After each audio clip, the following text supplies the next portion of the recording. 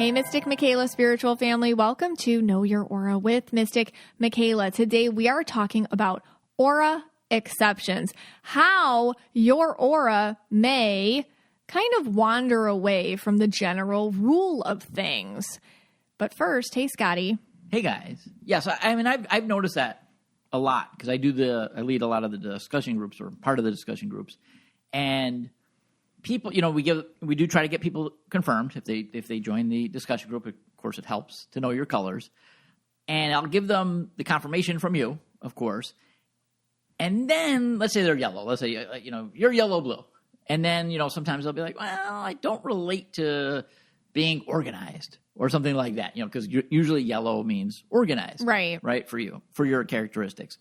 So I try to tell them, you don't have to be every single thing on the Mystic Michaela checklist for yellow. You're probably a lot of them, but you don't have to be every single thing. You could be a yellow and unorganized. Yeah. So I try to tell them that. And that's kind of, I don't know, that's what I've been getting a lot. Yeah, I think same. I think people get stuck in the symptoms. So I have to teach these things like as a general rule, kind of like, and have my checklists. And I've done that, and just based on what I see majority speaking. But really, it's like these little actions, like your closet or your pantry looks a certain way, is a symptom of being a yellow aura, if that makes sense. The real cause of it has more to do with, I like order, I like structure, I like things to look a certain way, I like to be in control of microcosms in my environment. Like, you can put that in different spots in your life depending. But a lot of them just happen to have really good closets, So it's just kind of... So you're not going to relate to everything. And some of it has to do with where you are in life too.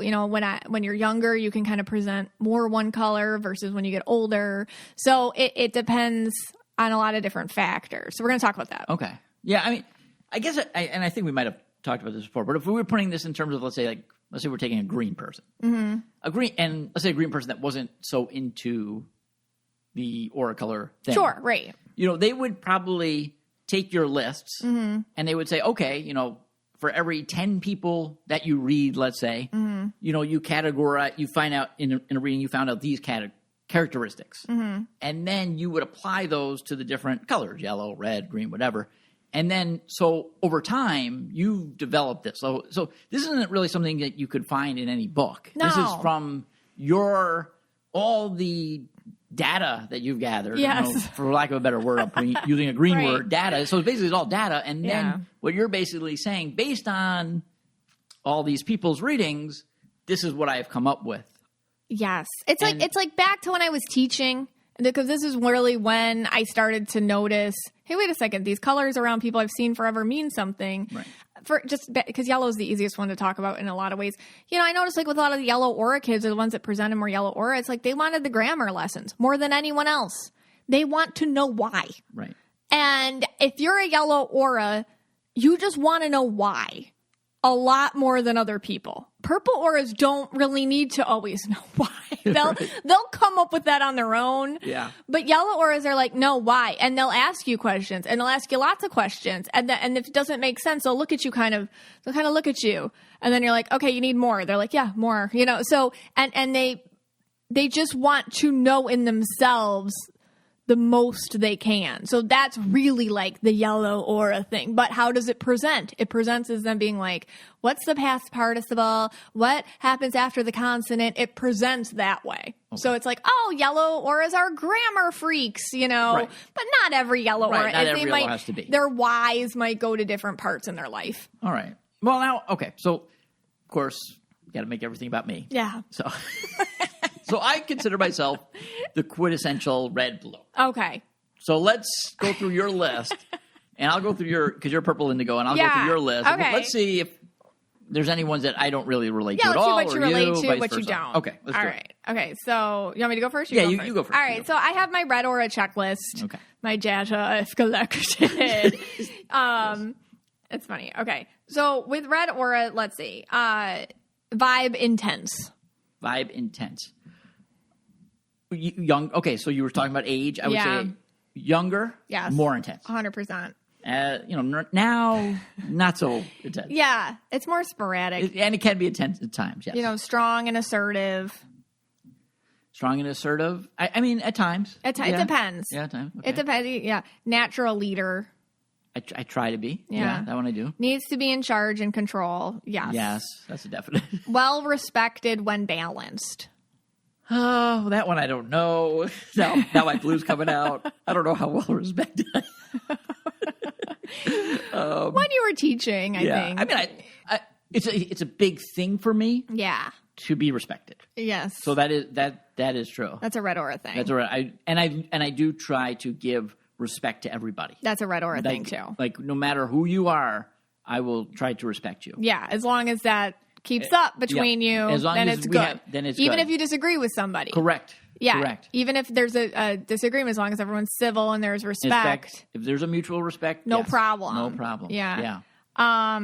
Okay. Alpha energy. I mean, at times I try. Yeah. So far these the cats would disagree. Okay. Teamwork. Yes. Teamwork. Okay, so they're not so much. That one I don't really. I'd rather work alone sometimes. I think you like a team, but you like to be in charge. Yeah. Okay. Right. Motivated by competition and challenge. Yeah, I think that's you. Yep. Logical, definitely. Yeah, that's my number one thing. Logical. Yeah. Protective. Definitely, you're very protective. Yeah, Good instincts. You read people pretty well. Most of the time. Sometimes I'm off. I think you read people pretty well. Risk taker. I mean, that one maybe not. Yeah. I don't know if I relate to that one so much. Well, you do stocks and stuff, but you do it in like your own way. Yeah. But I appreciate that, by the way. When you were younger, you took more risks. A little bit more risk. Yeah. Okay, that might be a younger. Fitness, like cardio, weights, that kind of thing. I like to do weights, yeah. And yeah, that's kind of what I have for Reds. All right, so I pretty much fit everyone for the most part. Yeah. So maybe I'm a bad example for that. No, I mean, I think if I was going to talk about like Red Aura women, that's where a lot of the exceptions come in, because society can sometimes be so cruel to Red Aura women and make them feel like so they can kind of suppress some of those things and get defensive about it. Right. So if you tell a Red Aura woman, which is why I don't always like telling Red Aura women that they're red, because they're going to argue with me because they're red, which is how I know you're red, because you start to argue with me about it. Yeah. And then I'll say something like, be whatever color you want, okay? Yeah. I don't, just you do you. It's fine. You go pick the rainbow, pick your own color. I don't care. But I think they get defensive about it, because if you tell a Red Aura woman like, hey, you're strong, you're assertive, they're like, yeah, because unfortunately our society is kind of, connoted those things and with not being feminine, which isn't true, but that's what society tells you. So I see that more in women, where they kind of don't align with that as much when they're Red Auras. Okay. Because they can feel like you're actually calling them a bitch is what they think you're calling them. Okay. And it's like, I'm not calling you that. I'm calling you protective and strong and assertive and that kind of thing. All right, let me do we'll do the blue for me, but let me do the indigo for you. Oh, okay. And then we'll mix and match here. So okay. let me get your indigo checklist. And let's see if you fit the boxes for this. All right. Vibe, compassionate. I mean, I think so. I think so. Okay. Empath to the highest degree. I'm very much an empath. Yeah, yes. You absorb. I do. Okay. Need alone time to heal. Yeah, I sure do. Well, we'll be just sitting in the, watching TV, and then all of a sudden we look over, you're gone. Where'd she go? Where'd Mom go? And then if we try to find you during that time, forget it. Then a red comes out. That's not true. Sometimes I just need my alone time. Yeah. And everyone needs their alone time. This is just a quick funny story on this, and then we'll get right back to it. So the other day, I secretly bought a Film by Kirk shirt, which is from Gilmore Girls. And I had this whole funny joke I was going to do. And I put on my Luke outfit, which is my what do you call that? Flannel shirt with my backwards hat. Gilmore Girl references. Yeah, these are Gilmore Girl references. Thank God the show's over now and we're done with that, so we can move on. Oh, yeah, we finished it. And so I had this shirt underneath. And, I'm like, I want to tell the joke. But you were having your alone time in the bathroom doing your thing. Every time you say it, sounds really inappropriate. Well, okay. Like, I just have to kind of like... do your hair and your makeup, whatever. I don't know what you do. I listen to spiritual trap music. Right. And I do my skincare routine. Right. Okay. That's what I do. I was not implying Jumanji. Okay. So I want to tell the joke, and my red's getting going because I really want to tell the joke, and you're not getting out of there, and I'm like pacing back and forth in the hallway, and then finally you came out like, what could it be? I was taking a bath. I had just gotten in my Epsom salt bath, and I feel you just walking outside the door. I feel it. Right. And I'm like, are you okay out there? Like, I thought something was wrong. I know. And I hurried out of my Epsom salt bath, and I wasn't finished like shredding all my energy. Right. And I'm like, what? And you're like... Fine. And then, fine. Then I had my flannel shirt, but underneath it I had the Kirk shirt on. So I take off my flannel. And I don't want to be Luke today. And I take off my flannel shirt and my hat. And I come out with the Kirk shirt on, which is filled by Kirk, which is an inside joke on the Gilmore Girls. And then you guys were just like, yeah. It felt flat. It was like your timing was off. My timing was wrong. Because I thought something was wrong. You were and then in Indigo Bree, State. who's read, feels like you're a poser. You're a Gilmore Girls fan poser. Because you didn't watch... Because I didn't watch season 1, 2, through 3. 4. Yeah, 1 through 4. All right, well, anyway. So don't interrupt an Indigo's... Yes. The moral of the story here is... Whatever special time the alone time to Okay. heal. Okay. Thoughts and feelings constantly cohabitate with others. Oh, yes. Oh, that's you to a T. Oh, my God. That's you to a T. It's the worst. Communicate nonverbally via energy. Yeah, you're always doing that. Yeah. Fitness, water, nature walking, solitary. Yeah, I'm not big on water. And a lot of Indigos are. Like, I like to be near it or sit near it, but I don't need to go in it. Yeah, you're not like a big swimmer. I'm not a huge swimmer. No. And so... You do like nature walk, though. Yeah. You like your walk. Yeah, I'm working out, Yeah, I gotcha. Love reds and greens. Oh, yeah. Oh, I didn't go into the love thing. Oh, okay. With you. Health. Okay, so yeah. All right. So, anyways, I'm way more indigo now though than when you met me. Yeah, I would agree. I 100% yes, I agree with feel that way. Now you're blue too, and this is kind of more. So this is where we might get more. This is where, like compassionate. Okay. Like you are if you yeah. feel like I don't want to answer for you. Okay. I feel I am. I think I am more than I used to be. I feel like it's discretionary. It's discretionary. Sometimes I am. Sometimes when it comes to kids, of course, all the time. Well, I would hope so. And old people. You're very nice to the old people. Yeah. I mean, I'm more than I used to be. Okay. The injustices. If injustice comes about, right. Compassion. That's where you get a lot. It gets mixed up with your red, and then you get like an anger. Then it gets, but that's blue, right. like really, people who are mostly blue, they don't get angry. They just kind of like you're not a nurse. You know what I mean? But then I get no. That I couldn't do. No. Anything medical, I couldn't like touching do. people. No. You're not a big toucher. Yeah. You're not a physical healer. No, not at all. No. So that's the thing. Like you can be blue and not want to stitch up people's wounds. Or be a nurse. Yeah, like you can be blue and not want to be a nurse. That could be like super not your thing. Right. So you can be blue and want to be more of a protector, but it comes from that place. So sometimes with blue aura people, like who don't associate themselves with that, like, are you sure? It's like, yeah, but like why, they're not sometimes that's your starting point. Like there is a need here. And then you go into your action point. And some people just stay in the starting point. Like, oh my gosh, let me come assist you. Let me talk to you. Let me help you. The solution for them is more of like a talking thing. Yeah. And yours is more of like an action thing. Yeah. Feel called to do God's work. No. I mean, I don't know what does that mean? Like, kind of like selfless acts of service. No. Okay. Yeah, and that's okay. There's nothing, This is fitting better. Yes. For our topic holds today. Feelings of others. No. Like you hold on to it. Like you can't get past it. No. Okay. Can feel victimized. Sometimes if I'm really down on myself sometimes. Yeah. But not often. I don't know. Need to Sometimes. work on receiving. It's hard for you to receive a gift or a compliment. Or, yes, that's true. Yeah. And I am truly grateful, but sometimes it comes off as like, like when you got me the bathing suit. And I really did love the bathing suit. But like when you got it for me, I was just like, oh, thank you for the No, bathing the suit. kids and I have a joke because we give you gifts and Yeah. you're just like, oh. And we're like, we're so glad you love it. Thanks. Like, so we just get you joke gifts now. Yes, and I love the coffees. Everyone knows I love a coffee. Like, we get you something like, oh, thanks, coffee. And we're like, okay. Yeah, but I mean, yes, okay, Can you pretend that to was be hard. happy? That's hard No, for I know. me. It's hard for you to receive. All right. So that's like, and a lot of the jobs don't fit you, like nurse, therapist, caregiver, service. Yeah. Like you could not, like human resources, like could you? I guess you're right. You yell at everybody. The blue, my blue.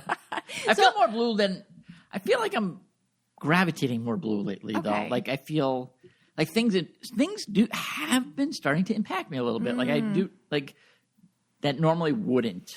Yeah, I'm going to talk about that coming up Okay. because like as you kind of go more into your spiritual awakening, you can like unlock some of your aura attributes. Yeah. And then and then you're right. What happens with my blue is it starts off blue and then I'll feel horrible about the thing, let's say it's happening to somebody, and then it turns red. Yeah. Because then I'm like, why is this going on in the world? Why is there such injustice? Why is there such like a, let's say, such a difference in socioeconomic backgrounds? And I get like furious about it. And then I can't do anything about it. Yeah. That's what usually happens. Yeah. And then it turns like to anger. Right. So, yeah. Yeah. And then I just go off on how horrible the world is. Yes, I know. Or you try to do something about it sometime. Yeah, I mean, I try to. Yeah. I do. I mean, I do. If I see someone in need, I do that. Like, I don't tell anyone. What I know. I don't tell anyone to do that. No, you're not. You don't do that. Like, I'll tell you. I didn't even tell you this. Like a month ago. You never months tell ago. me these You want things. me to tell you now? All right, go ahead. Tell me now. This one stuck with me, and I What tried to block it out of happened? my mind. It was late at night. I was walking out of Target. Okay. There was a mom and a daughter Oh, God. that, with a sign. They spoke Spanish. Oh. Need food. Oh, my God. Now, again, I don't know if this is the real deal, but the kid was there. And Yeah. the kid had to do this. How old's the kid? Abby's age. Oh, Jesus. And I was like, well, what do you... I don't give just money. Yeah. I don't know if the mom... I don't know what the You don't know situation is there. No judgment, but you just don't do that. Right. And so we had a little bit of a communication of like how... And actually someone who spoke Spanish came over. Oh, really? And talked to us. And Okay. the little girl said grapes. And I actually had grapes. I gave them right over to her. Oh, good. And then I said, all right, you know what? I'm going back in. I'll Yeah. be back. Just wait here. Just wait Oh, you here. didn't even tell me this. No, I know. Yeah, I couldn't. Oh, Scott. I was so angry that a child was in this position. Yeah. So I went in. I got all the kid foods that I know the girls like. So I got my like Lucky God. Charms. I got, Yeah. probably foods that are probably not the greatest for you, but No. Yeah, but who cares? Lucky Charms and all that kind of stuff. Yes. And I got them the mini muffins. Oh, my God, Scott. Yeah. But then after, so I gave all the stuff to the lady. Then I Yes. went back and I got grapes for our girls. Cause Right, of course. I got to get the grapes again. Right. Oh, I'm like crying. And then, but I couldn't get the image of that girl out of my head I know. that she had to do that. I know. So, I know. And it's probably really hard for them to find services because they don't speak it. yeah. Well, probably mom doesn't speak English. Did the little girls speak English? No, Better. she was very shy. Okay. That's hard. Because it's hard. People can say things like, oh, they're services or whatever. Like, Yeah. well, they can't But her speak face, English. and I handed all the stuff to the little girl. And, when she saw Oh, Lucky my Charms. God. But then, after it was over, Yeah. and I was back in the car, I didn't feel like I did anything good. I felt like pissed off. Yeah, I know. I was like mad. I know. Fuming. That, like, why? Why did this happen? I know. All right. Ugh, Have to move on. God. All right, purple. For you. All right. How do you top that, I guess, right? All I right, don't here we know. go. I All don't know right. if we can follow it. we're like both sobbing. No, it's just... And now we've talked about purple.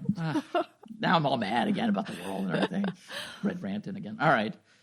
Purple. Vibe. Spontaneous. I used to be, Used to be more. I Creative. got really lame and Creative kinda... and artistic.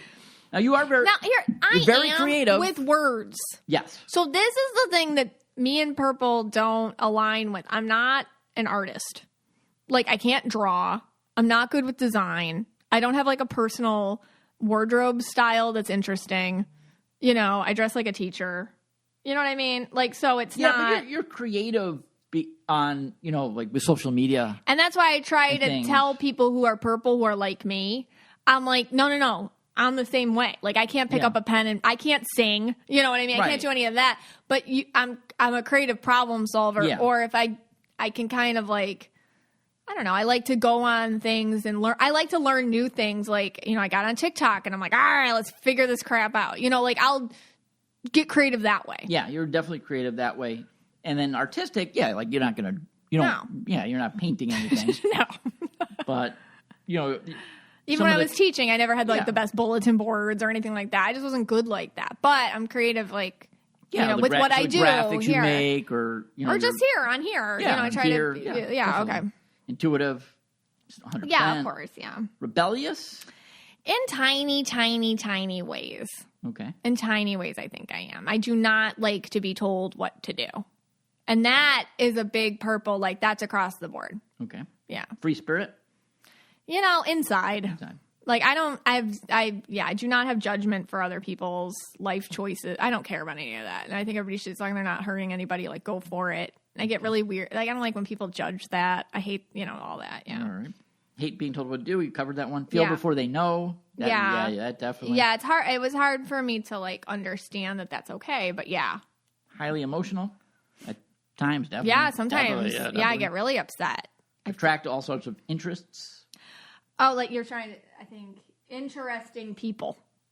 Attracting all sorts of interesting people. Yeah, I've always had odd friends. Yeah. Okay. In the good odd. I like different people. I do. I like people that are different. Yeah, I like that. Energy reader, definitely. Fitness, fun, dancing. Used to be more. I would say more for that. It used to be more than but now. then But every once in a while you do want to go. It depends. Okay. Yeah. I got older. So they're more. I used to be more purple. Yeah. So there's more no's for the purple now and more yeses for the indigo. Yeah. And that might have flip-flopped with your age. And age will flip-flop that for you. So that's another thing. All right. So hopefully now that, and if you know your colors, and there's a couple of things that don't match the checklist. Yeah. And I'm going to go into all the colors coming up. All right. The segment went a little bit long because of my story there, but we have one ad. And then when we come back, we're going to do animal readings again.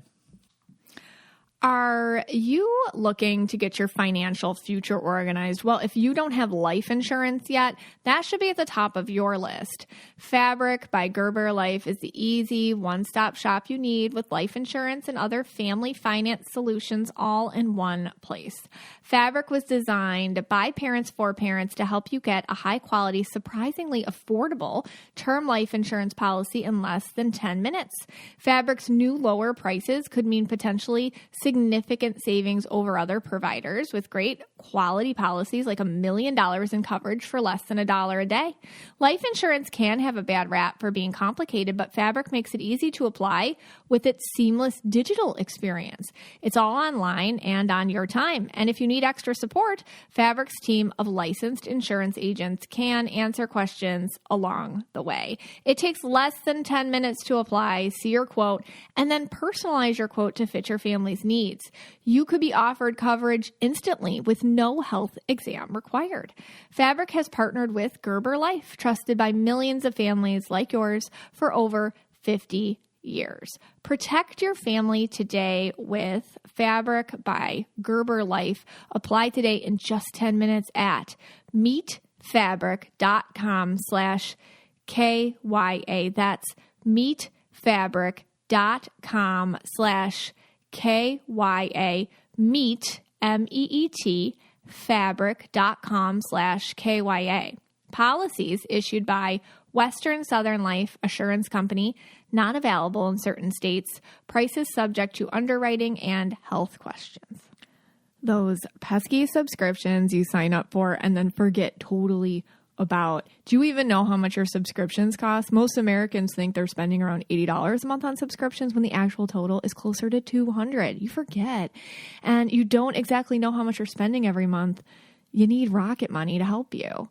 Rocket Money, formerly known as Truebill, is a personal finance app that finds and cancels your unwanted subscriptions, monitors your spending, and helps you lower your bills all in one place. Over 80% of people have subscriptions they forgot about. I do. I know I do.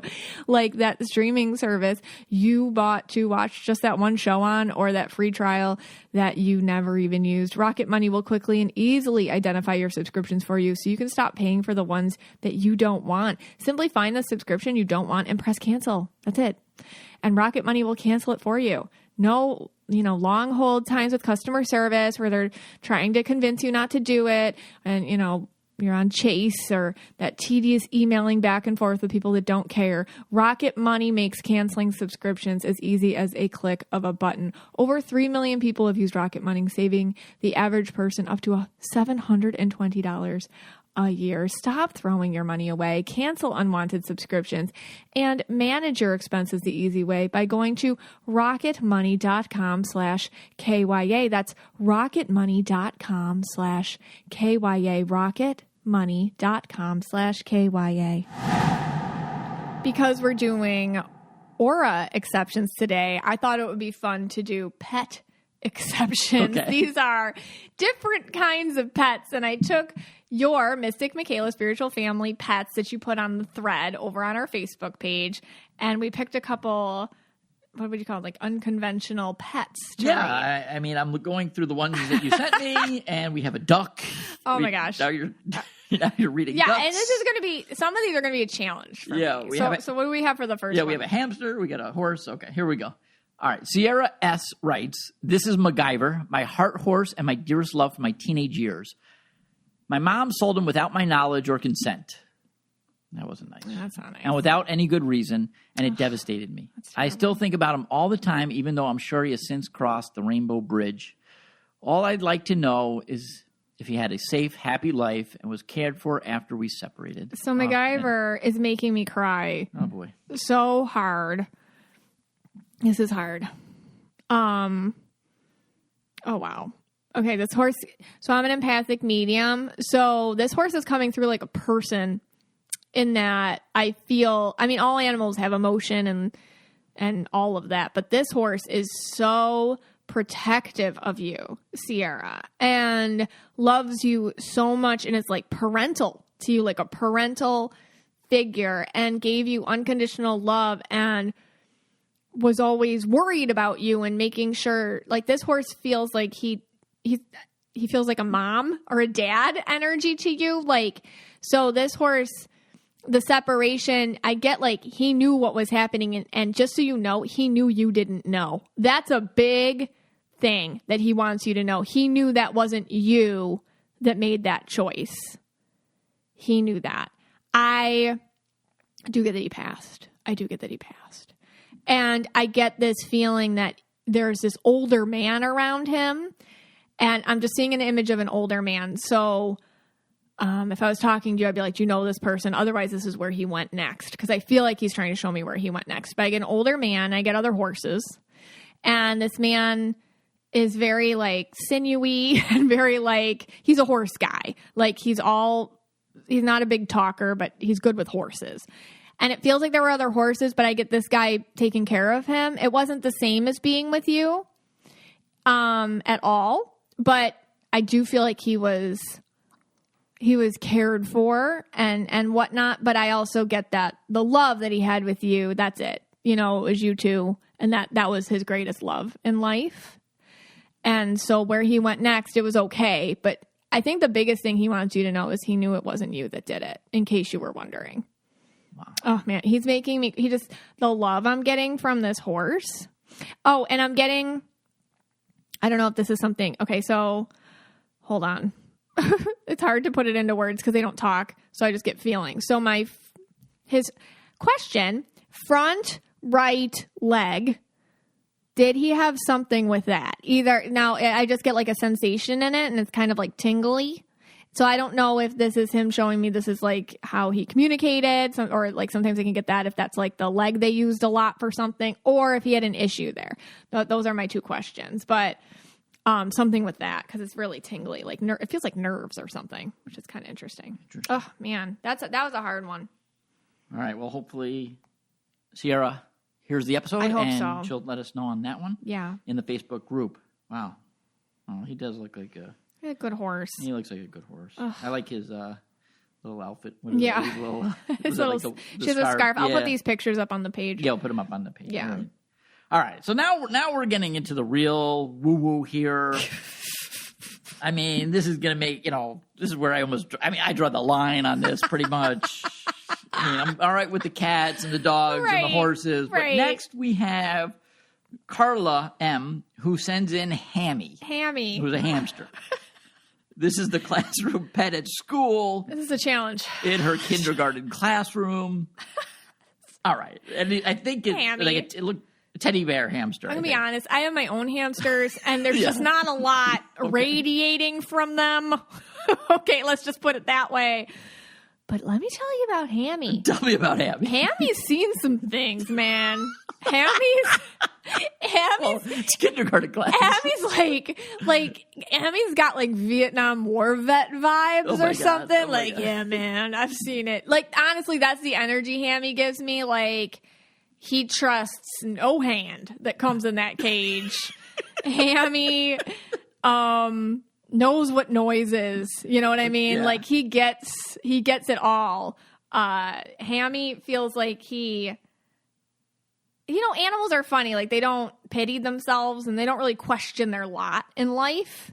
But just what I get from him is I guess he's just he feels really, I feel you might have him too exposed in the room. And I know he's a class pet.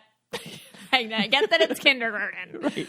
But just from Hammy's point of view, I feel like you stick him in a corner or something. I don't know if he's out in the open, because maybe if you stuck him in a corner, at least like two of the walls of his cage would be like wall instead of like open air or something. Okay. Because I feel like he does not, it's all sides. It's like all sides. They're just coming at him. Yeah, and I feel like he needs more like somewhere where he knows like no one can come from at least these two sides or something. Okay. Because it's a lot of that. But he's fine. I don't want like anybody feeling bad for Hammy. Like, he feels tough and he understands it. I feel like he gets really good treats.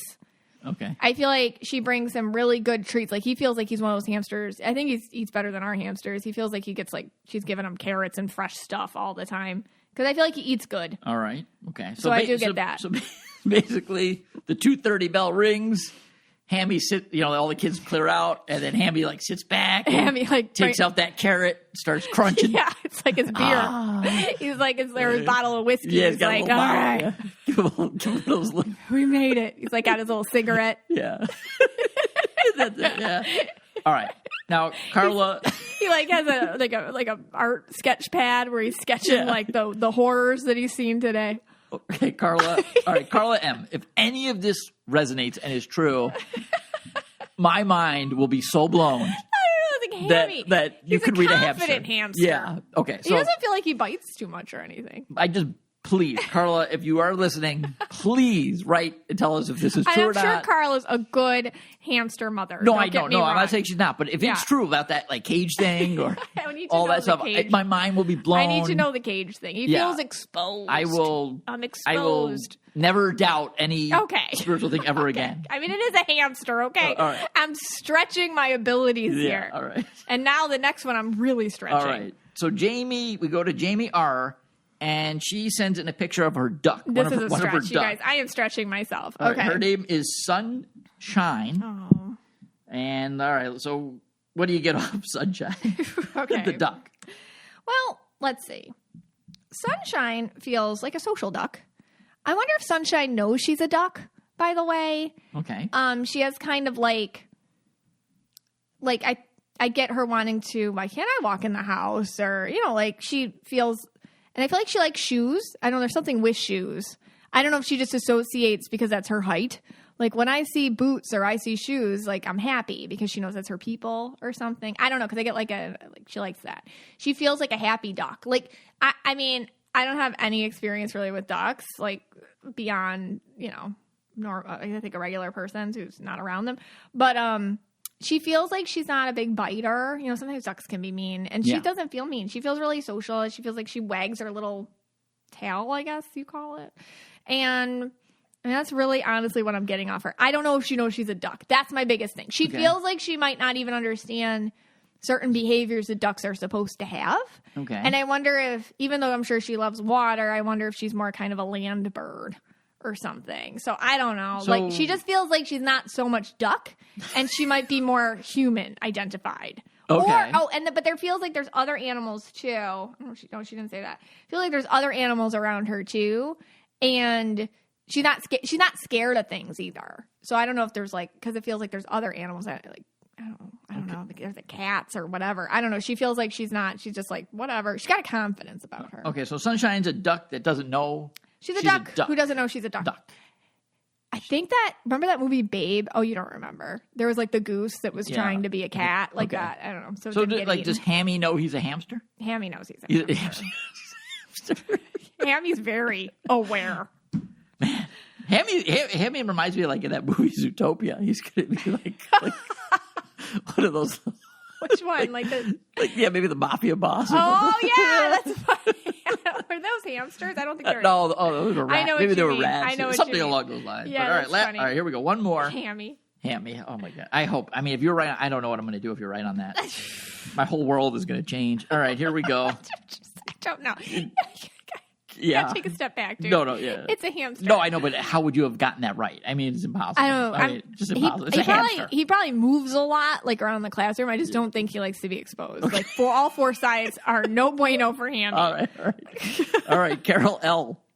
All right, this is Piper. Piper is a small horse that her son rescued a year ago. We believe she's about 14 years old. All right, what do you get from Piper, who's like a pony or a I don't know miniature, right? I don't know what Piper is. She looks like a dog horse. She's really cute. Okay. Piper, to me, she's sweet. She has a bit of a sadness upon her. I wonder what her life was like before. Oh, I guess she was a rescue. All right, so that makes sense. Like, I feel like she didn't always have food, and I feel like she didn't always, like, there was scarcity around her, and maybe even abuse or something, because that makes me sad. And I feel like she carries that on her a little bit, so she feels a little bit like it took her. She trusts everybody. That's a big deal that she trusts everybody. And you know what? I feel like Piper's allowed to be Piper, and she had. This is kind of deep for a miniature horse, yes. But I feel like Piper's found herself in that little barnyard. Okay. And she's been able to explore, and she's not scared. I feel like wherever she was scared for her whole life. And now she gets to explore and be herself, and I feel like they're seeing her kind of pick up her heels a little bit. I don't know if she kicks, because I get kind of like a little happy kick or something. I don't know if that's like, I don't know anything about miniature horses. I don't know if that's something they do. Like, it's almost like she trots, but then she'll kick. Like, ooh, I'm excited, like that. And she feels like she's getting pep in her step. And she might be reliving her ponyhood a little bit, because I wonder if her inner pony wasn't allowed, maybe she wasn't allowed to be like a child, or something. So I feel like she's just finding herself in this barn. She's on a spiritual awakening. Honestly, she feels like she's, she feels like the affectionate thing, yes. I get a nibbling thing that's not mean. It's nice. Like, and that's how she shows, like, I love you. I'm going to chew on you a little bit or show you. I wonder if they do that to each other, because it feels like a behavior. And it's something with her mother. Oh, my God, I'm getting mom issues. Because I get something with her mother, too. Like, I don't know if they do that to each other. Like, mom does it to the baby or something. Like a little nibble or chewing or kind of like grooming. I don't know what that is, but I get like a nibble. Okay. And that's like, I don't know. Oh, poor Piper. And I have a question about Piper. Yeah. Okay, so I know Carol L. She came on the ghost hunt we did in St. Augustine. Yeah, she's a green cois. I know her color. She's a green cois. So my question is Piper absorbing her green cois? I think so. Yes. I think that's like what I thought too. A green cois is I feel like green coises are perfect rescue. I mean, everyone's a perfect rescuer for any animal, by the way. But I feel like Carol being a green cois are real big on like, you do you, like you be you. Here, you go live in your. They don't try to like impart their personification on anybody, is what I'm trying to say, like an animal. So I'm sure Carol's very much like, be a pony. And she's being a pony. Okay. Yeah. All right. I got to sit with all this stuff. That was deeper than I thought it was going to be. Yeah. Those were deeper than cat or dog reading. Yeah, they went deep. You went deep. I cried. Hammy made me like, I don't know. Yeah, I'm so curious about this. Like, this. we need like the stories of Hammy the kindergarten hamster. Yes. Like in what he sees. Yes. Like send pictures. Give us some pictures. Like of the kid. What little Michael does to him or whatever. What he sees. Yeah. That's like the next book. All right. Well, let's do a couple of ads. We come back. You're going to do your thing. Spring is a wonderful time for a reset, time to let go of whatever's not serving you and make way for a new season with new growth and change. And the best way to give your hair the reset it needs this spring is some scalp care. Healthy hair starts at the scalp. Way's got the scalp care to help you let your hair down this season and get it looking stronger, fuller, healthier. And, if your scalp is feeling flaky and your hair is looking a little dull, Way has the product to help you care from the top down and meet all your hair care needs. My scalp serum from Way goes missing all the time. And I'll tell you where I find it. My teenager's bedroom, because she's using it too. And in both of our hair, I have noticed that it has a thicker, fuller appearance. It's looking shinier. You can tell you use it consistently enough. And then all of a sudden I look at pictures from months ago before I was using it. And now I'm like, wow, okay, there's a difference and I can tell. Scalp serum balances and hydrates your scalp. You upgrade your spring routine by dropping Way in every day. So easy. I do it before bed, wet or dry hair, it doesn't matter. It's a daily scalp serum that can be used day or night, like I said, with wet or dry hair, and it soothes irritation, especially when you keep your hair in ponytails or tight styles, and keeps your hair stronger and fuller for that healthy, hydrated, balanced scalp. The way to healthy hair this season and beyond, it starts here. Go to theway, TheUAI.com/Aura for 15% off your entire purchase. That's theway, TheUAI.com/Aura for 15% off your entire purchase. Did you know that 1 out of 8 couples struggle with infertility? Seriously, that is a staggering statistic that most people don't know or aren't ready to talk about. But we need good data and information about our bodies in order to have informed conversations with our doctors and make the best decisions for ourselves and our future. That's why Modern Fertility was created. It's an easy and affordable way to test your fertility hormones at home with a simple finger prick. Mail it in a prepaid label and you'll get your personalized results within 6 business days. You'll get insight into your hormone levels, like your ovarian reserve, aka if you have more or fewer eggs than average for your age, and other important factors that can impact your fertility. The results go deep into what every hormone means, and you can also download the results to review with your doctor for next steps. Traditional hormone testing at a fertility clinic can cost over $600, but Modern Fertility tests the same general set of hormones for only $179. And if you go to modernfertility.com/KYA, you can get $20 off your test.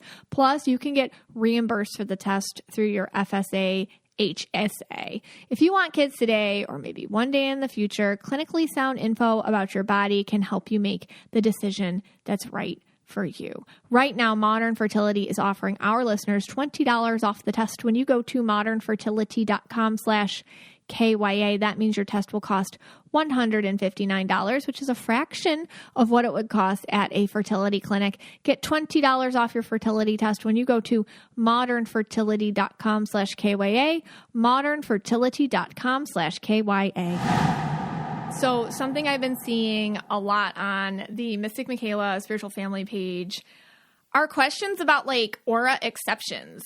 Maybe you don't resonate with all the attributes of yellow or red or indigo or purple or what have you. So I thought this would be a good episode to discuss that and see if any of these apply to you. Because sometimes the aura exceptions are also very individualistic and are only attributed to that aura color. So like by aura exceptions, you can also figure out your aura color is what I'm trying to say.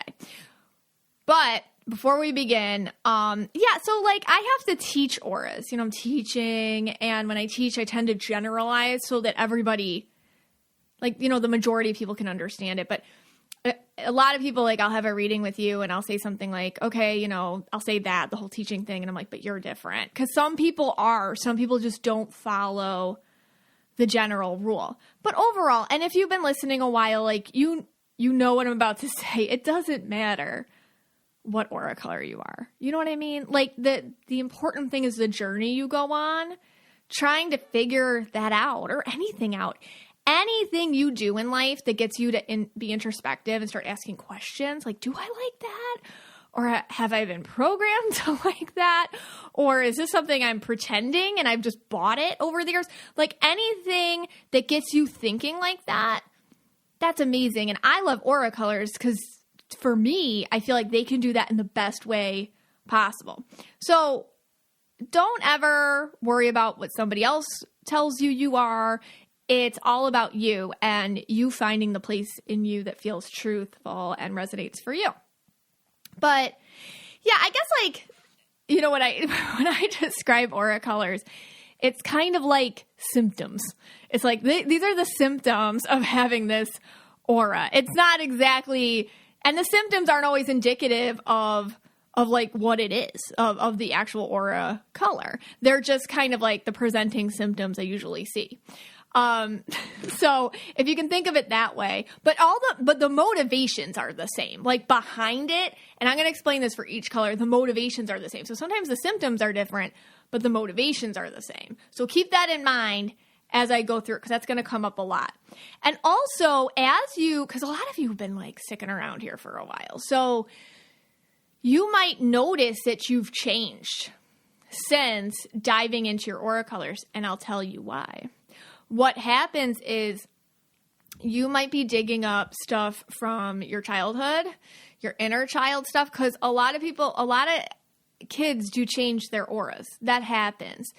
Just life and programming and society. But when you start doing the spiritual work, you can start, like, reclaiming some of that energy again. So you might start noticing some parts of you are a little bit more blue or a little bit more pink, and it's just recent. And you might be actually reclaiming things from your most authentic inner child self that have been put away for a while and need to be taken out. And it's good when that happens, because it means that you feel safe, and it means that you're feeling heard, and it means that your life force energy feels like it can present itself this way to you without being shut down. So it's actually a really good thing. So keep that in mind too.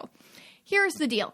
You can't go wrong exploring your energy. You can't go wrong exploring your aura colors. 9 times out of 10, if you're not sure if you're something and then you go try something that all those aura colors seem to love and you're like, no, like, that can cue you into it really quick. For example, if I wasn't sure, like, I grew up with a green dad. So there's parts of me that can relate to green people, green aura people all the time. Like, I can relate to them, like their need for, like, you know, sometimes I'll do that too. Like, I'll put a wall up or I don't know. I can, like, shut out noise sometimes, or I can go into my own space. Also the way that they can, you know, certain things around the house, because I grew up with a green dad, like, I can be like, I can YouTube that myself. I can figure that out, you know, and usually I can. So, but you stick me in, like, a physics class or, like, the gardening club on Tuesdays, like, no, these aren't my people, you know, like, they're just like, I don't fit in here and we both get it. But you can't go wrong exploring it. So try everything and see what sticks and see what doesn't, you know. So it's fun to do anyways. Okay, so let's start with purple. All right, purple in general. In general, purples, and you've heard it a million times on here, I talk about how they're the first to dance at a wedding. They're very excitable. They're really spontaneous. They say what's on their mind. They're mic drop empaths, okay? I talk about purple bombs. What's a purple bomb? Episode 44 if you want the in-depth review. But a purple bomb is what I came up with to talk about what purple people do, which is purple people need change. That's your interior motivation. You need change. No matter how that looks like on the outside, the interior motivation is the same. You need change. So what I'll see purple people do is they plant things around their lives, like they plant bombs, and one day it goes off. So, for example, you have had, I mean, this is just, and by the way, purple bombs are never fun to talk about That's the other thing. That's the first thing, because they're embarrassing. And when you retell them, everyone's like, are you a jerk? But if you're purple, it's happened. Okay.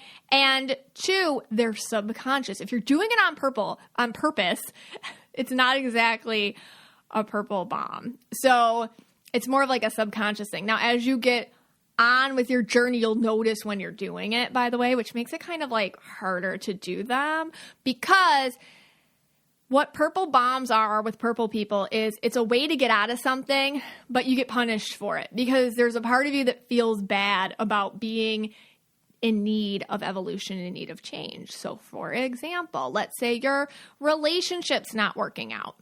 You know, you and your partner are getting more distant, and you don't exactly, you don't know how to speak up for yourself. You don't know how to express yourself. You don't feel worthy of being like, I have been noticing this, or I've been doing this, depending on whatever's going on with you.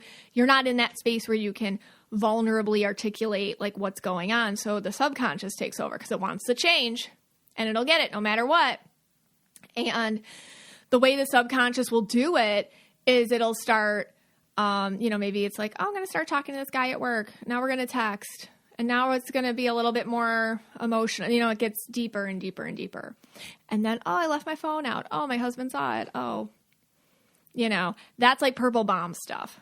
So at the end of the day, it's because you want change. You didn't know how to do it the right way, with quotations around it.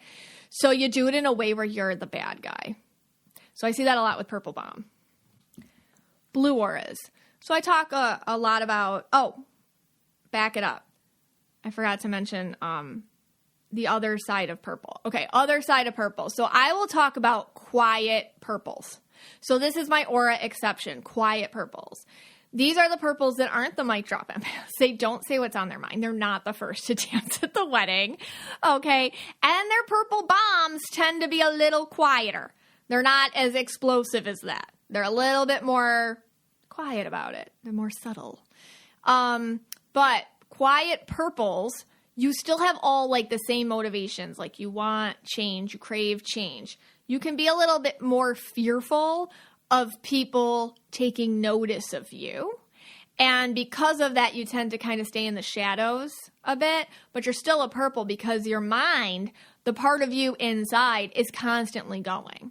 And purples, whether you're loud purple or a quiet purple, purples do this thing. I call it like life is a movie. It's like they're watching life happen as if it's a movie. Like they see what's happening, they understand what's happening, but they don't always put themselves in it 100% emotionally. Like they're invested, but they're not like part of it, if that makes sense, all the time. So they can kind of remove themselves, and quiet purples can do that a lot better.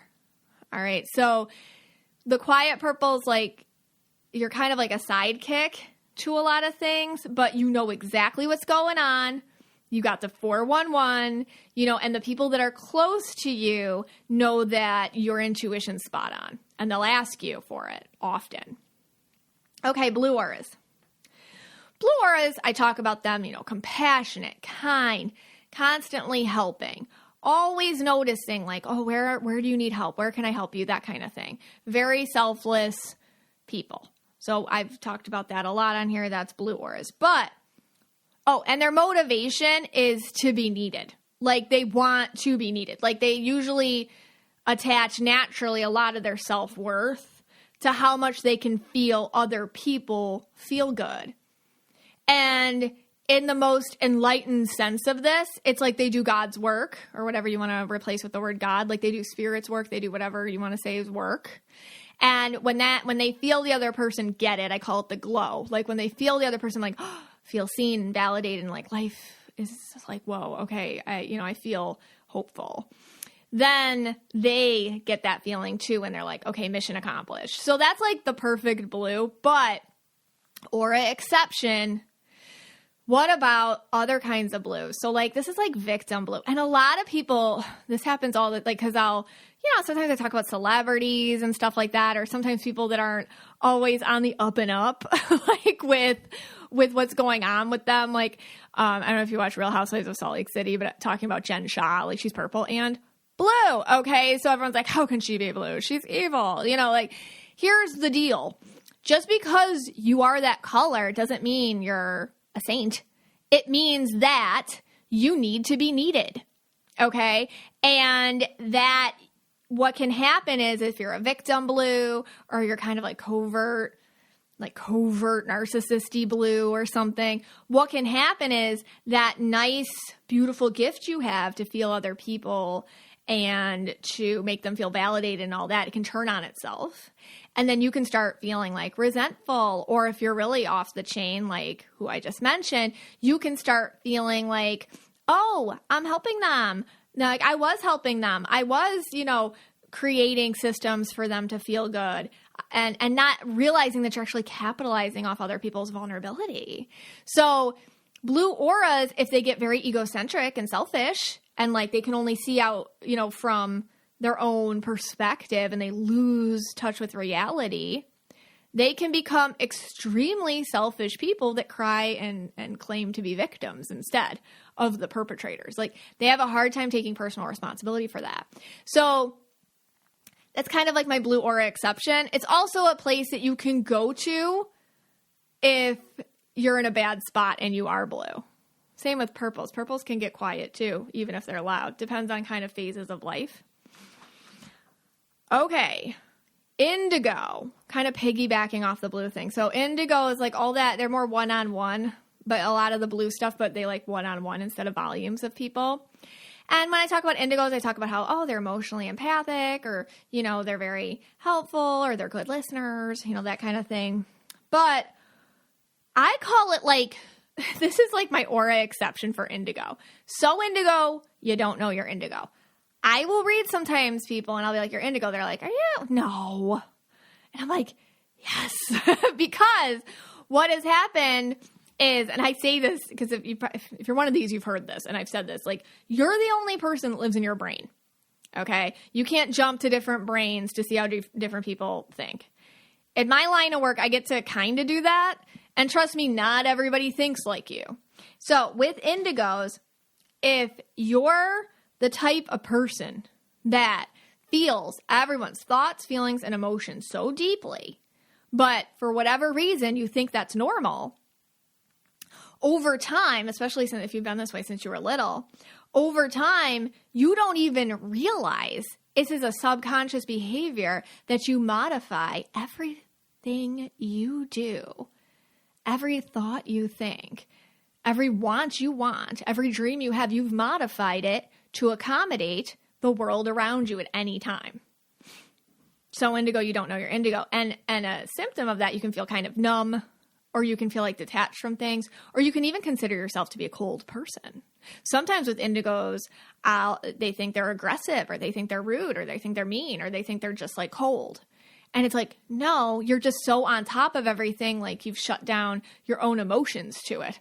Because like there's no connecting in your own emotions. You've jumped over that over the years and just concentrated on everybody else's stuff. You're basically just a feelings robot to everyone else's feelings. You modify yourself constantly. So you're constantly living outside of yourself. And you don't know that that's not normal. So when they start to tap back in, it can get really stressful for them. And let's do indigos going right into yellows. Another indigo exception is sometimes indigos are really clean and they think they're yellow. Because when I talk about yellow auras, I always talk about, they're clean and they're organized and they love like little compartments for their pantry and they label things and da-da-da. And some indigo people are like, I do that. Why? I must be yellow. Sometimes you're yellow indigo, but sometimes you're just indigo, but the motivations are different.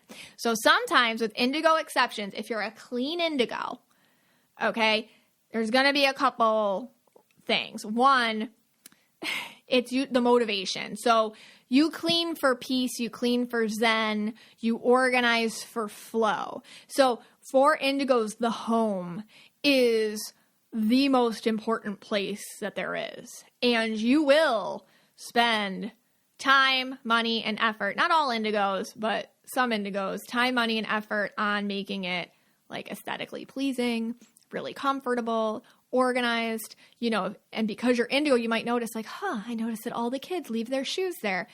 well, I'm going to research in the Pinterest what to do with the shoe corner or whatever. Like, and then you like go make that, but the motivation was for ease of life.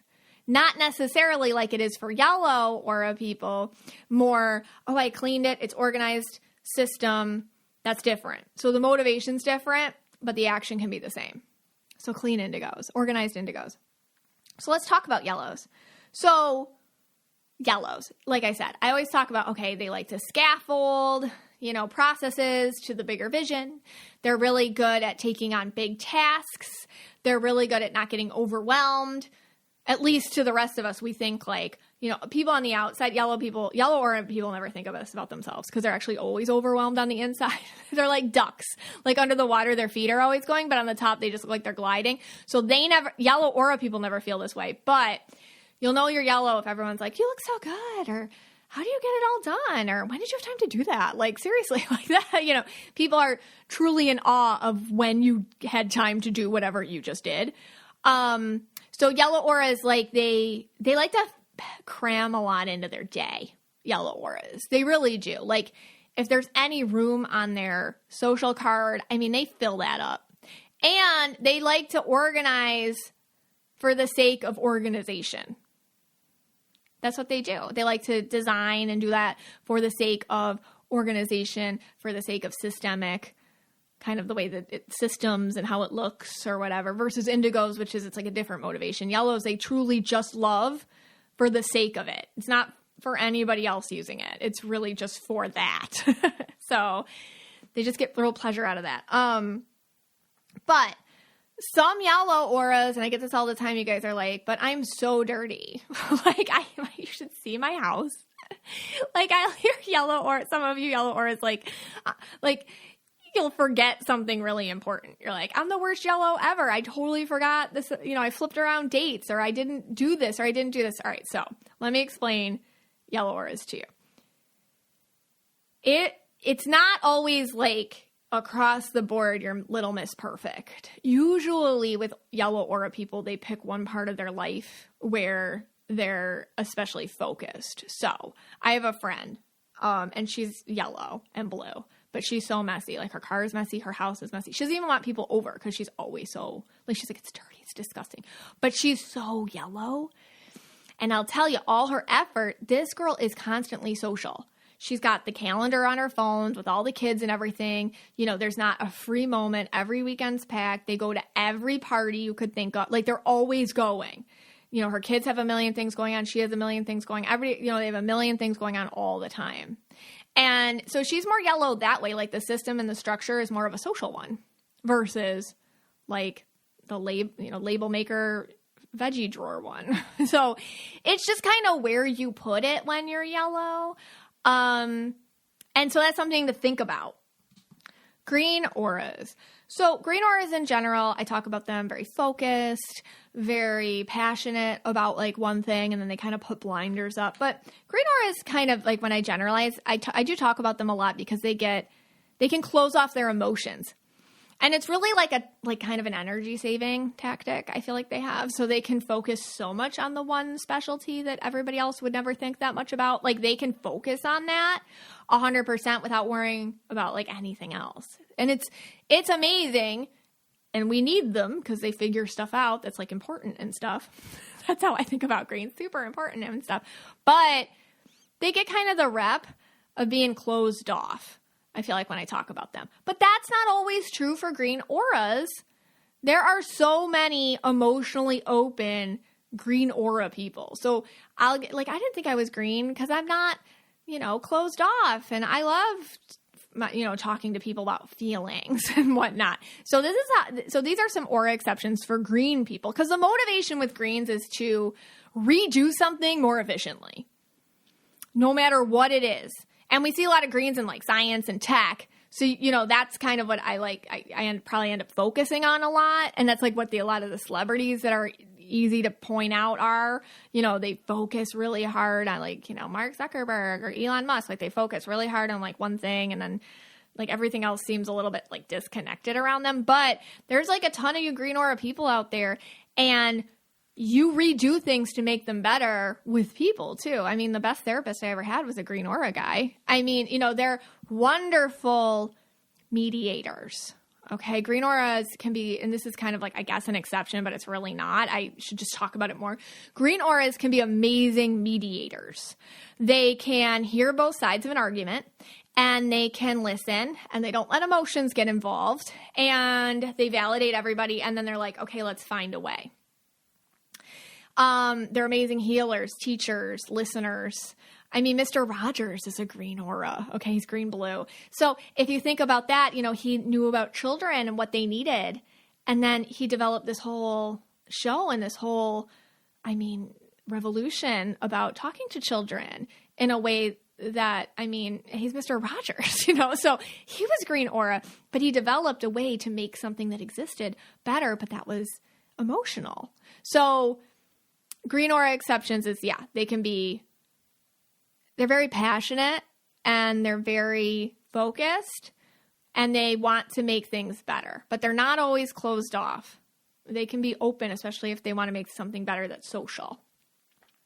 Red auras. So in general, when I talk about red auras, I'm like, they're competitive, and they have red rants, and they're athletic, and they're leaders, and they like to be in charge, and they don't like authority, and da-da-da-da. Well, not all the time. Here's some aura exceptions. There are some, they're not always like ragey and angry. They don't all have like anger issues. They don't all have road rage problems. Like they're okay. I think like they're not all athletic. They are competitive though, but sometimes they can be just competitive with themselves in a way. Like I want to be, I want to get the best grade on this math test in this class, like that kind of thing. So it's not always like this raw energy with red auras. They don't always all have some sort of arrogance about them. Like I'm the best, I'm the top dog. They're not all like that. Usually like with red auras, like red aura exceptions, I'll see they're just protective and they don't want to be bothered and they hate drama and they don't want the people they love to be bothered either. They're overall, the motivations with red auras is there's a problem, let's solve it. The quicker, the better. Thank you. Like that. Turquoise auras. When I talk about the turquoises, I talk a lot of, they're spiritual, they're mirrors. They're like water. Their power is holding what you're not seeing and showing you. And if you're a turquoise and you don't know you're doing that, it can be real confusing because you're like, why do I think, that your phases in life can be very convincing to you. Like when you go through a phase or whatever, and then you're out of the phase, you're like, I really did believe that about myself, so it can be, so that's kind of how I talk about turquoises, but there are exceptions. And, sometimes with turquoises, just because I've been reading so many more of them lately, they're really good at borrowing other people's traits. And so when you come to the conclusion that you're a turquoise aura, you might notice that throughout your life, taking on different identities and really throwing yourself into different situations and different people and different relationships, you didn't just experience it like you were it. And a turquoise aura doesn't always resonate right away with the crystals and the spiritual and the woo-woo and the mirror thing. They might feel more like a green aura sometimes, like what? Like more logical. Because a lot of times when you're a turquoise and you're kind of like awakening to it, you can be like, well, who am I? And how do I trust myself moving forward? And you can have a hard time like even understanding what your identity is. And here's the deal, if you're a turquoise, it's because you really shouldn't have to pick an identity. Like you're a soul in a human body. Identity is like an ego 3D thing. It really is. And there's so many ways we label it. And I've talked about this. There's so many ways we label it in our society, in our 3D world. There's gender, there's race, there's job title, there's socioeconomic. There's so many ways you can, nationality, all that kind of stuff. And turquoises are just like, I don't get it, so they think they got to pick one and they don't. So turquoise exception, you don't always resonate with like the woo-woo yet. It can take you a minute, but you'll get there. You always do. Finally, and I need to explain this one last thing before I get on to pink. because I put this in my notes, but in the wrong spot because I'm purple and it's about purple. So that makes sense. You can be fun even if you're not purple. Okay. Like sometimes people are like, oh, I wish I were fun like a purple. Or, you know, are you sure I'm not purple? Because I'm so much fun. It's like all aura colors are fun. Like everyone can come to one of our Mystic Michaela Spiritual Family events. Like you'll see all the aura colors having a great time. Okay. Like everyone can have fun. You don't have to just be purple to have fun. Now purples have fun when they're kind of embarrassing themselves, maybe better than the aura colors, but all right. Pink. When I talk about pinks, I talk about, you know, they have a naivete about them. They're very, I talk about like princess vibes, or if you're like a boy, Peter Pan vibes a little bit. Very childlike is my point. Very childlike with your energy. I talk about the joy bubble, which is what I call pink auras have their own like little la la land bubble that they prefer to stay in. And if they stay in there too long, then what happens is the rest of the world like thinks poorly of you. And then you start to be like, whatever, I don't care, you know, and then people can take advantage of you. So it's important to leave the joy bubble to assert yourself every once in a while. But pink exceptions. You pink aura people, you are stubborn, okay? Like, and sometimes somebody's like, oh, is my daughter really pink? I mean, she's so stubborn and feisty. I'm like, that sounds like a pink. That sounds exactly like a pink aura. They're kind of like red auras, but they're pink. So they can be a little bit more emotional about it, less logical a little bit. Like, pink auras are very feisty. They're very independent. You know, I just watched that Pamela Anderson documentary. I mean, you saw her, like, she'd go, if you watched it, I mean, this isn't even a spoiler. Like, she got married a bunch of times. Like, she kind of would go into a relationship like, oh my God, fairy tale, we're in love. And then all of a sudden be like, I gotta go, you know, and leave the guy in the most dramatic, independent, woman empowering way ever, because it was always like a weird situation. You know, they don't take nonsense. They really don't. They will take it up to a point and then they'll just freak out on you. They're very easy to underestimate. So pink auras aren't all roses and Chardonnay. Like, they're very feisty. And they're stubborn. They're more stubborn than other aura colors. They are stubborn to the point of frustration with the people who know them because it defies logic, their stubbornness. But it's why we love them in a way. And they're totally aware of their reality. I think of Brittany. I know she's got stuff going on too, which we don't have to get into. That's probably beyond this. But like, she kind of pops in every once in a while, be like, hey guys, lay off. You know, I'm not dead and I'm not, you know, anywhere else. I'm here. Okay. All right. Like, they come back and then they go back to dancing and spinning. All right. So she's always my easy to go to pink kind of explain, because we're like, are you okay? And then she's like, I'm fine. And you're like, you believe her? You're like, okay, I guess she's fine. All right. And then she goes back to it and you're like, is she? You know, so that's kind of how pink auras are. All right. Aura exceptions. I hope this helped you kind of pin down maybe where the parts of you that weren't fitting in with the generalized descriptions now start to make more sense. And I want to hear more of your aura exceptions on the Mystic Michaela Spiritual Family page. Hey, Scotty. Hey, guys. Okay, so I'm really excited to hear about your aura exceptions over on the Mystic Michaela Spiritual Family Facebook page. All right. I mean, I really hope Carla comes through with Hammy the hamster. We need more info about Hammy. I just want to know about this because it's going to really. I know I keep repeating it, but it's just going to blow my mind. The other question I have is like, could you, like a goldfish? Could you read a goldfish? I mean, we're going down to a hamster. I don't know. You know, like without fur, it gets harder. Okay, what about a bee? Could you read a bee? I don't think so. I don't know. Like, I'm stretching myself today. Like, I feel like the duck you said was a stretch. Yeah, but I felt the duck. Yeah. Like, I felt that duck. Like, they have personalities. Like, I feel the personality, you know, come through. But, like, lizards and things like that can be hard. Oh, okay. Over the weekend, we went to the Everglades. Oh, right. To a, like, airboat ride tour, touristy thing. I think it was called the Everglades Holiday Park in Weston, Florida. Yeah. Middle of absolute nowhere. Out in the middle of the Everglades. Yeah, it's a very touristy thing to do. And alligators everywhere. Yes. So what about, can you read, I'll call it. Oh, okay. Overtime. Okay, so that means, you know, you can go now. You may go. You may go. It's on you. It's on you. Anything we say now. All right, so what about an alligator? Can you read an alligator? That's hard. Okay, so you take this airboat ride at this place, and there were tons of gators out there, and they were like real lively, the gators in the wild.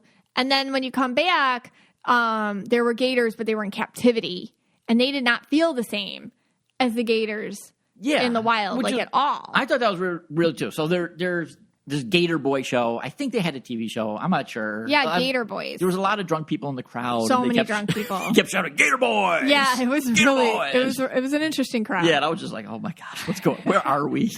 And they were trying to get the gators to do things and stuff. Yeah, this guy, he's surrounded by like 6-7 foot gators. They're huge. Massive I think they're gators. bigger than that. Maybe bigger, yeah. I don't know how big an alligator gets, but they were huge. And they didn't do anything. He like put his hand in their mouths and he kissed them. And yeah, they looked like rubber. Yeah, he looked like he was just pulling, like he'd pull them by the... first of all, it annoyed me. I didn't like it because, here's my red coming out here. I'm team alligator here. Yeah, I wish one of them would have just like ate them and beat up with this dumb show. We're always team gator. Yeah. Well, these are...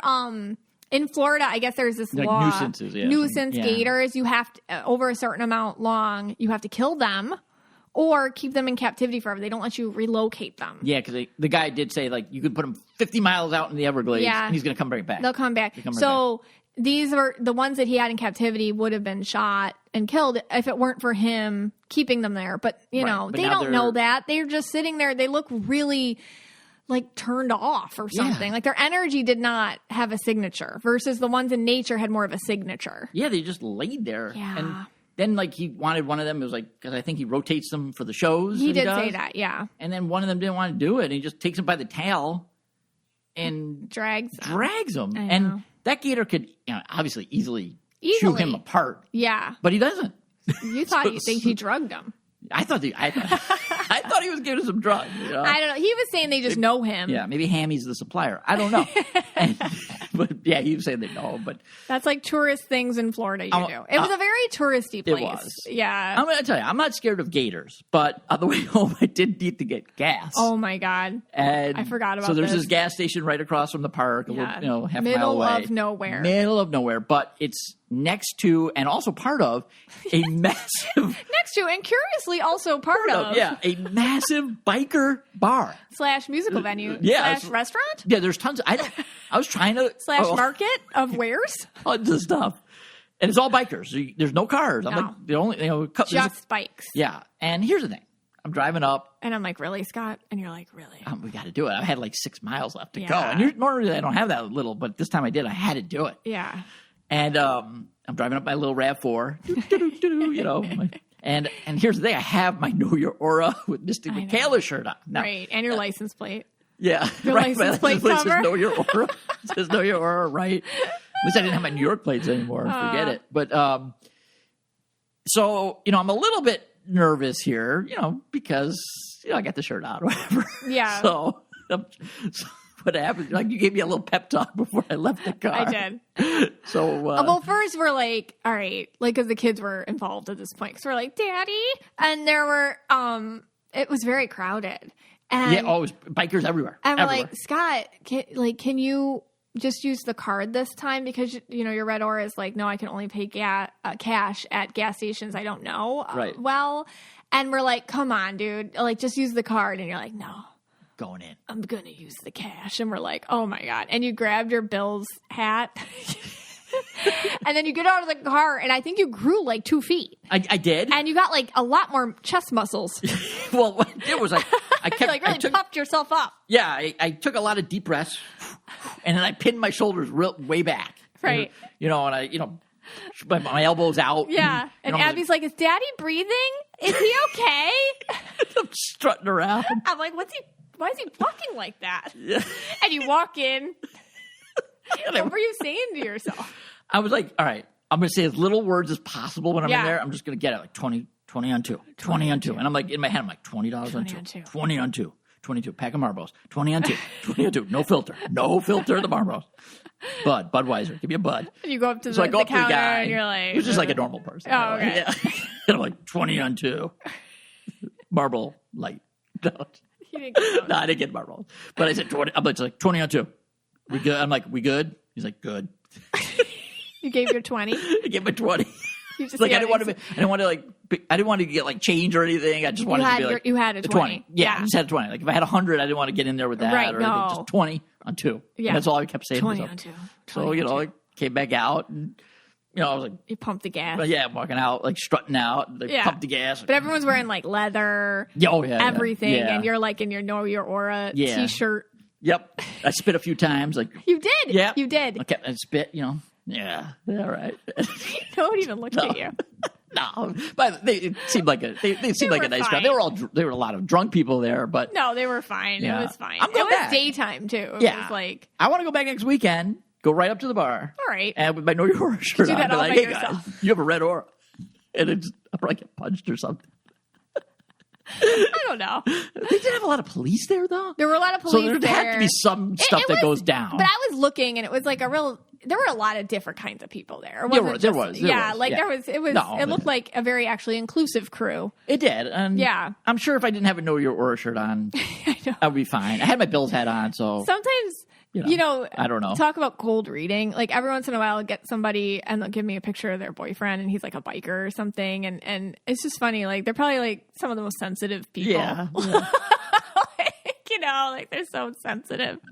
Yeah. Like they probably cry and have kittens. I mean, something had to go down because usually you don't see. No, there were a lot of cops. Like a lot of cops just and they weren't doing anything. They were just like watching.